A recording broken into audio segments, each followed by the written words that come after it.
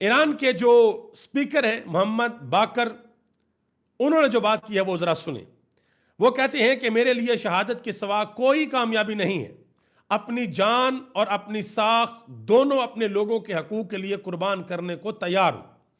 मजीद उन्होंने अपनी कौम से गुफ्तगू करते हुए कहा कि हम फौजी ताकत में अमेरिका से ज्यादा मजबूत नहीं है, ये एक हकीकत है। उन्होंने कहा जी फौजी ताकत अमेरिका के पास बहुत ज्यादा है, हमारे पास इतनी फौजी ताकत नहीं है।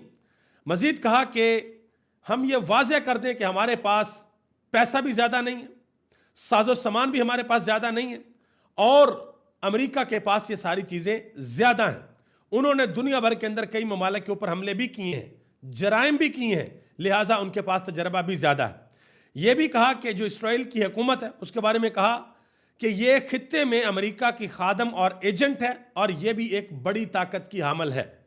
यह भी कहा कि लेकिन हमने इस जंग में मैदान जंग के अंदर फतह हासिल की, हम मैदान जंग के फाते हैं।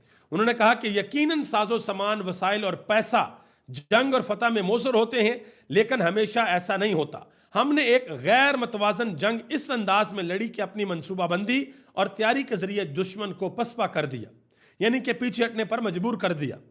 मजीद कहते हैं कि दुश्मन के पास पैसा और वसाइल थे, लेकिन उसने दुरुस्त मनसूबाबंदी के साथ अमल नहीं किया। वो हिकमत अमली के अंदर गलतियां करते रहे।